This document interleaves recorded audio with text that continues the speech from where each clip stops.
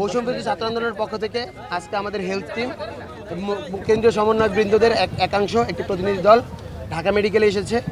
শুধু ঢাকা মেডিকেল নয়, আপনারা জানেন যে বাংলাদেশের প্রত্যেকটি হসপিটালের দশা একই।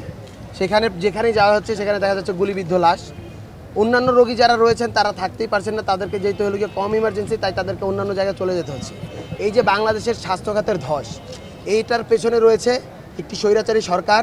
আমি সরকার বলতে চাই না তাকে, একটি স্বৈরাচারী সন্ত্রাস, এবং সেই সন্ত্রাসের সাথে তাদের যে দোসররা আছে তাদের চালানো ফ্যাসিজম, তাদের চালানো গণহত্যা, তাদের চালানো হলো ক্র্যাকডাউন। সেই ক্র্যাকডাউনের ফলে বাংলাদেশের স্বাস্থ্যখাত আজ ভেঙে পড়ছে।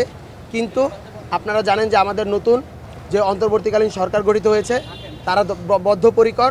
তারা বলেছেন যে এই যে যতজন অসুস্থ হয়েছে, আহত হয়েছে এবং যারা নিহত হয়েছে তাদের দায় রাষ্ট্রই নিবে, এবং সেই সাথে যত দ্রুত সম্ভব যারা আহত রয়েছেন তাদেরকে প্রয়োজনে হলো গিয়ে সিএমএইচ অথবা যদি প্রয়োজন হয় বিদেশি নিয়েও যদি ভালো ট্রিটমেন্টের দরকার হয় সেই ব্যবস্থা, উন্নত চিকিৎসার ব্যবস্থা তারা করবেন।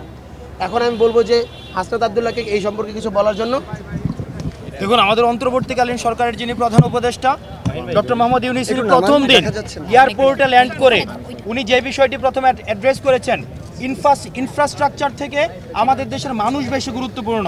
আমাদের দেশের মানুষ যেহেতু বেশি গুরুত্বপূর্ণ, উনি প্রথম দিনই বলেছেন যারা এই গণ আন্দোলনে, আমাদের গণ অভ্যুত্থানে এই স্বৈরাচার ফেসিবাদী সরকারকে পতন করতে গিয়ে যারা আহত হয়েছে, যারা নিহত হয়েছে, বিশেষ করে যারা নিহত হয়েছে তাদেরকে জাতীয় বীরের মর্যাদা দেওয়া হবে। এবং যারা আহত হয়েছে, আমরা আজকে হসপিটালে যখন গিয়েছি দেখেছি আমাদের একটা হসপিটালে করুণ একটি চিত্র, একটি মধ্যযুগীয় কায়দায় এভাবে নির্যাতন করা হয়েছে কিনা।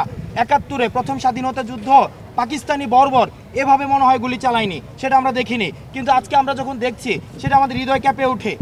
আমাদের অন্তর্বর্তীকালীন সরকারের প্রধান উপদেষ্টা উনি প্রতিশ্রুতি দিয়েছেন যে যারা আহত হয়েছেন তাদেরকে সিএমএইচে প্রয়োজন অনুযায়ী সিএমএইচে এবং প্রয়োজন অনুযায়ী বিদেশে নেওয়ার ব্যবস্থা করা হবে, এবং পরবর্তীতে সুস্থতার পরে তাদেরকে কর্মসংস্থানের ব্যবস্থারও রাষ্ট্র এই অন্তর্বর্তীকালীন সরকারই করবে।